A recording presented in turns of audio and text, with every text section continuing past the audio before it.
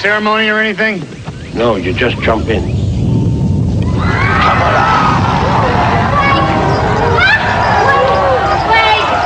Stop right there! I love you! Tom Hanks has only months to live, and then he falls in love with Meg Ryan. That's in Joe Versus The Volcano, one of 5 new movies we'll be reviewing this week on Siskel and Ebert. I'm Roger Ebert of the Chicago Sun-Times. And I'm Gene Siskel of the Chicago Tribune. Our first film is Joe Versus The Volcano, an offbeat fairy tale written and directed by John Patrick Shanley, best known for his script of Moonstruck. He's a fresh voice in the movies, but I don't think he paces this story well. It takes far too long to get to the good stuff. Tom Hanks plays an oppressed worker who finds out from his doctor he has only 6 months to live. That's why he's responsive to a wealthy man, Lloyd Bridges, who wants to send him on an all-expenses-paid vacation to an exotic island. All he has to do is jump in a volcano and appease the angry island gods. These are yours, if you take the job. And it'll be 20 days from today before you'd have to actually jump into the volcano. You could shop today. Meg Ryan plays 3 women in Joe's life. Here she's the materialistic daughter of Lloyd Bridges. But I think her character slows down the story. Daddy told me to tell you that I don't know what he hired you for and not to tell me, that I'm totally untrustworthy. I'm a flibbertigibbet. Come on, let's get out of here.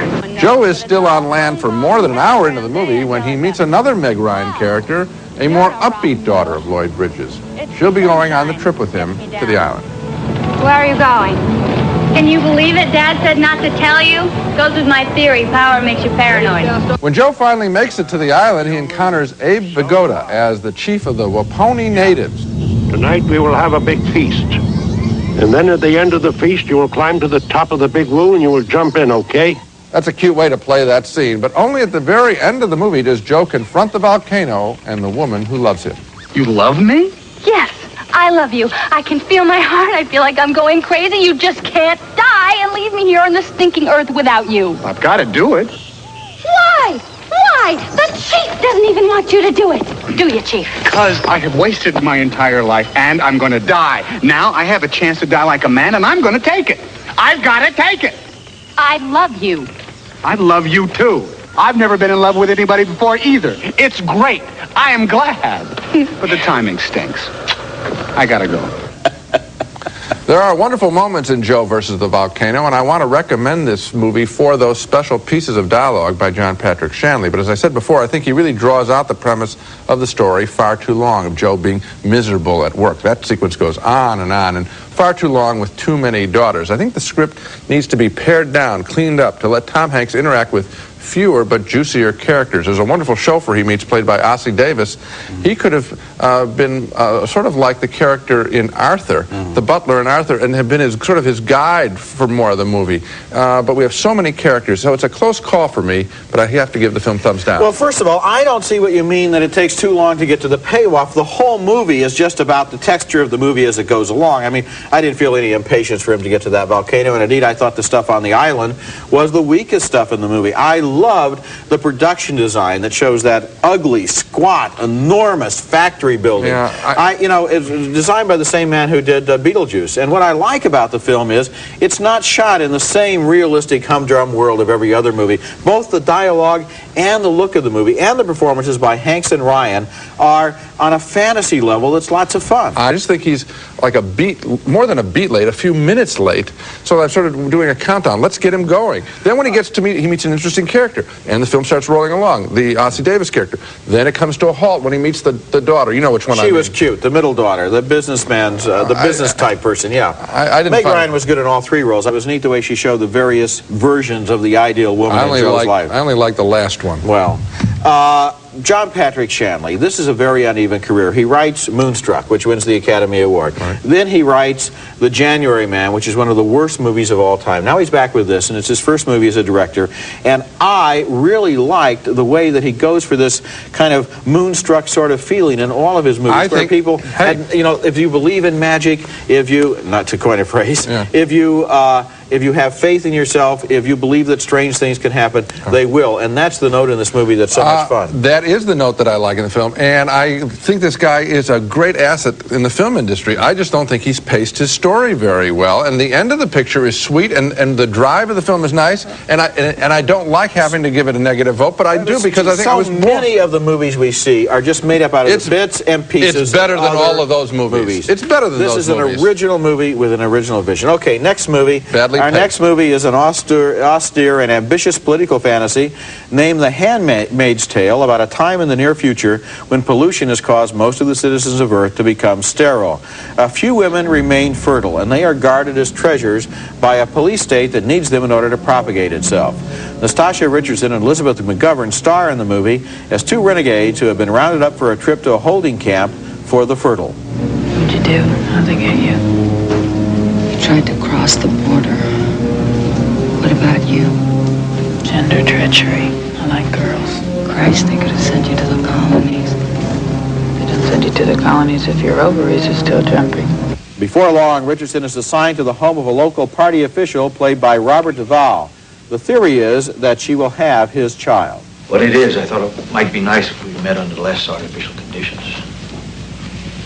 I thought I'd like to get to know you a little. Get to know me. Yes. Duvall's wife is played wonderfully by Faye Dunaway, who takes a personal interest in the duties of this surrogate mother. I want to ask you one question. Answer from your heart. Do you want a baby? Do you really want one? It won't work if you don't want one. Do you really want to have a baby? Yes, I do. We could help each other. The Handmaid's Tale is a curious film, controversial and yet cold, angry and yet never sure exactly what it's angry about. And it never really convinced me I was looking at a future society. I simply felt I was looking at a story about the future shot on location in the present.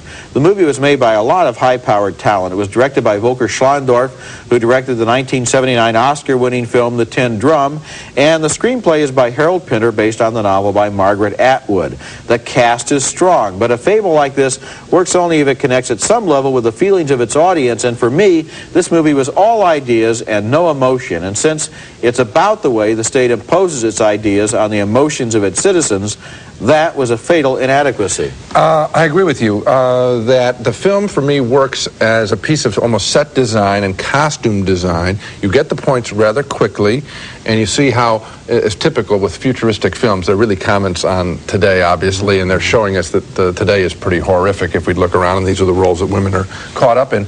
At the same point, I didn't feel danger. I think of a picture like Clockwork Orange, which is showing a similar kind of future, and there you really feel on edge and feel the threat.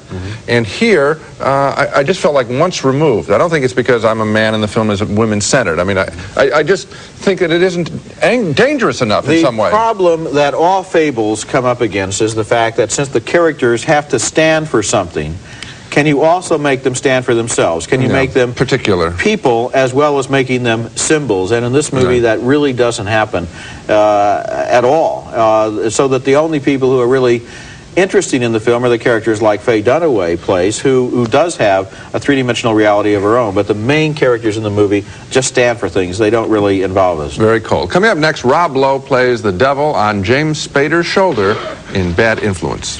You and I need to talk. No. You're gonna die with your mouth shut.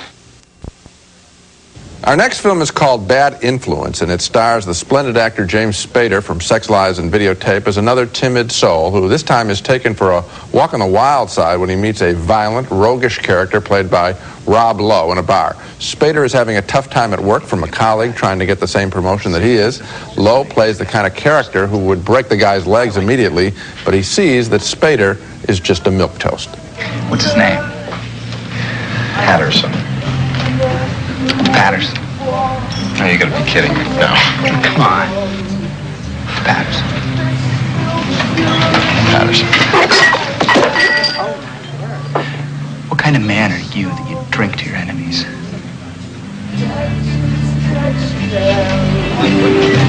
This isn't funny. There.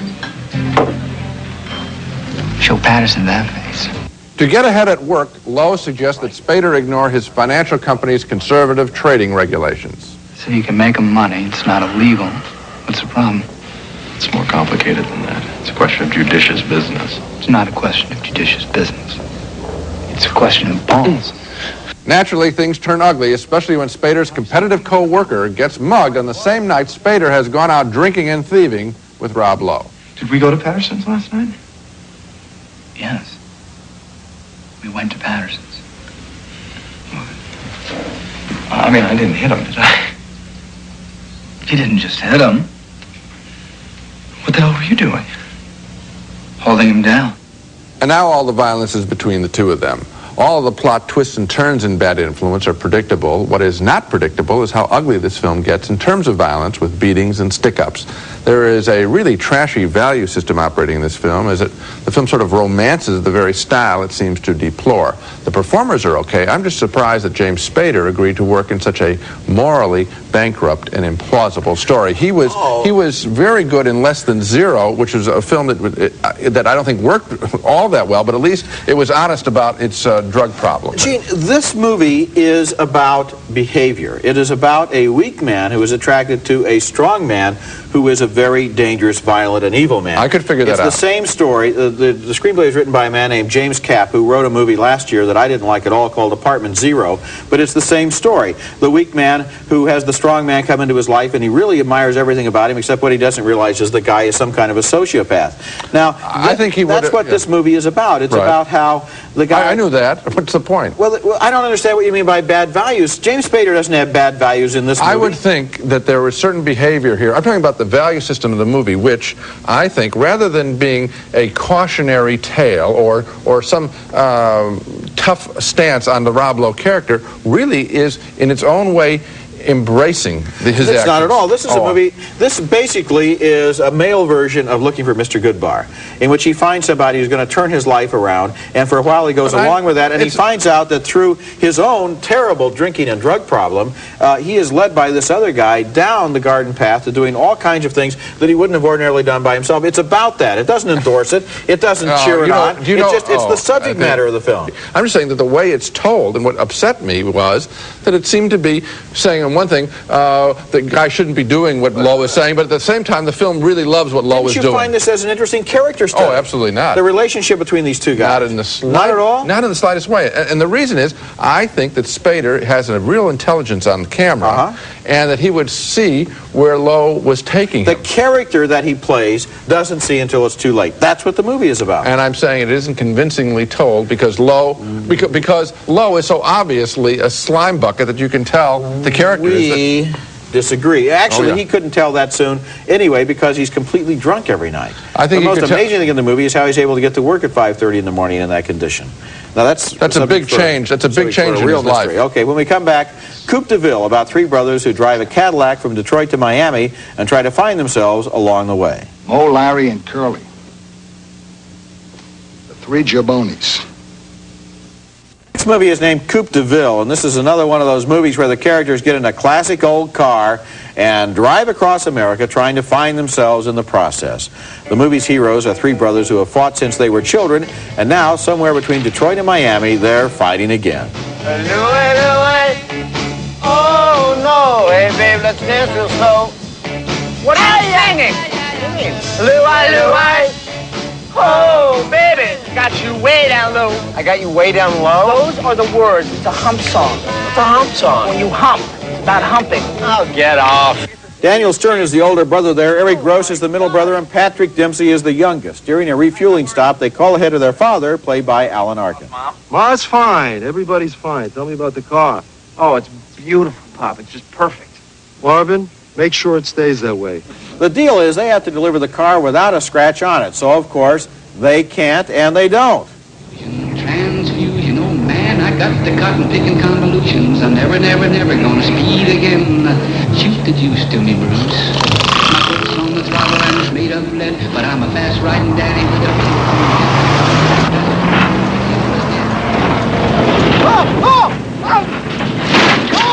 Well, I enjoyed hearing Louie Louie and Transfusion again, I guess, but I didn't enjoy Coupe De Ville very much. The characters are so shallow that they define themselves only by how loud they shout during their arguments. The bonding process takes place only when Stern beats up a guy who has beaten up his younger brother. The colorful characters they meet along the way have all been recycled out of Little Abner. The car gets damaged with complete predictability, and then it gets repaired with complete unbelievability. And then the ending is schmaltzy and embarrassing because it belatedly tries to attach some significance to this cornball plot. I suffered through this movie. It didn't have a single shot worth looking at or a single surprise except for that one character of the car repairman. Played by James Gammon. He comes in late in the picture. He's marvelous. Everything he says is funny, and the way he says it is funny, and that's a little jewel in a bad film. And I really enjoy cross-country movies. I always like them. I like looking at the landscape, if nothing else. And here, it was really distracting for me because there was so much shouting. The director, Joe Roth, here, I think, makes a mistake. He should have sort of told the guys to tone it down sometimes.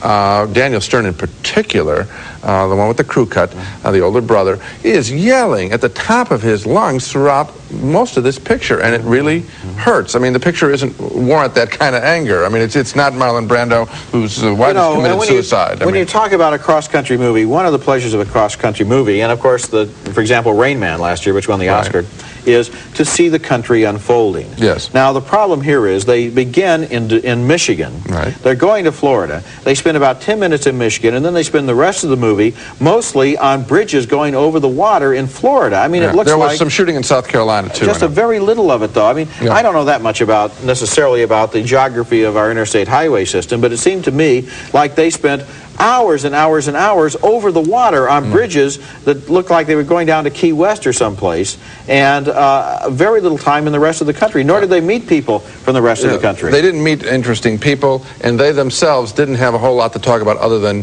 just plain yelling. Coming up next, Love at Large, a fanciful romantic detective story with Tom Berenger on the trail of a bigamist.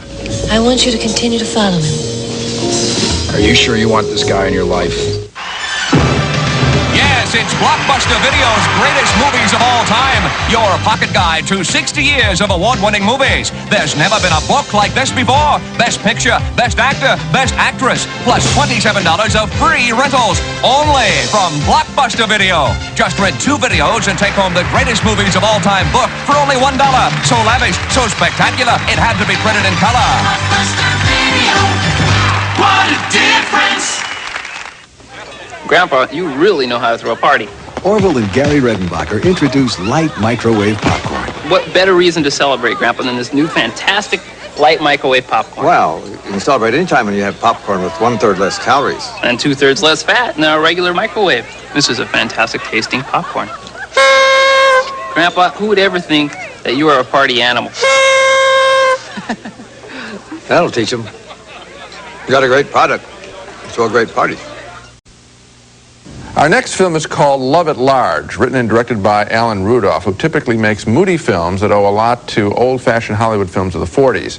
Here he gives us a hard-boiled detective story with Tom Berenger as Detective Harry Dobbs, hired by Ann Archer to spy on a man. Both actors really overplay their accents here. I need you to follow a man. He can't know that you're doing it. Don't worry, he'll never know. I'll pay you $2,000 plus expenses to follow Rick for 1 month. His initial investigation turns up the fact that the man named Rick is happily married. Meanwhile, another private detective, a woman, is trailing Berenger. Did you get a good look at him? Good enough. And her? The film turns into a love isn't easy battle between the two investigators, Berenger and Elizabeth Perkins. I'm not going to be very happy if you're working for McGraw or King. Is that a threat? Let's just say I'm very good at what I do. Fooled me. What's that supposed to mean? You get too close to your subjects, Mr. Dobbs. Love at Large is not successful in mixing its wildly different styles. At times, it's a 40s parody. I don't think that works very well at all. Other times, it's a contemporary story, and a lot of those scenes do work. The investigation of this guy, Rick, is the most interesting element of the film, but that investigation is constantly being interrupted by visits between Berenger and Ann Archer, who whose line readings are just too wacky for my taste. And the relationship between Berenger and Perkins suffers too. Some straight line writing, I think, would help here a lot. The movie is, I think, very confused in terms of what it wants to do. Alan Rudolph is very good at creating slightly off-center universes, as he did in Trouble in Mind and in Choose Me. It seems to take place in the current world, but the current world it filtered through a lot of movie sensibility. A different time track. Now, the problem here is he's trying to do a satire of a genre in his own style. Now, you have to do a satire of a genre in the style of that genre, basically, and the problem is, what he's really doing, he's satirizing detective movies that have never been made except by him in his mind, in his style. Yeah, well, I mean, but I can get even more specific, which is that, I mean, when you hear Ann Archer talking that way, and when you hear Berenger talking that way, I mean, you say, that's just not right. I mean, they took a risk, but they blow it. I mean, it doesn't work. He is one of the most interesting directors around right now, but this is not one of his most interesting movies. Now let's take another look at the movies we reviewed on this show. A split vote on Joe versus the Volcano. Gene liked parts of the film. I really enjoyed writer-director John Patrick Shanley's Moonstruck Whimsy.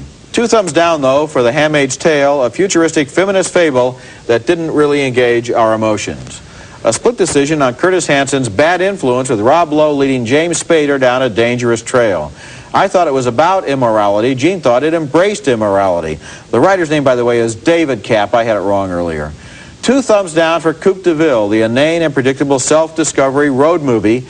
And 2 more thumbs down for Alan Rudolph's Love at Large, a parody in search of a genre. And the one I liked the best, I think, was probably Joe versus the Volcano. And the one that I like the best is Joe versus the Volcano of the ones that we're talking about here. It is the best of that group. I wish there are sweet, wonderful things in the picture. It's just that it's wildly uneven. Well, it would be if he could have pulled off the ending. See, that's why I'm surprised that you were impatient to get to the ending, because I was disappointed when we got there. Okay, well, that's it for this week. Next time we'll be back with reviews of more new movies, including Blue Steel, a thriller starring Jamie Lee Curtis as a street cop chasing a serial killer. Also, Nuns on the Run, a comedy starring Monty Python's Eric Idle. That's next week, and until then...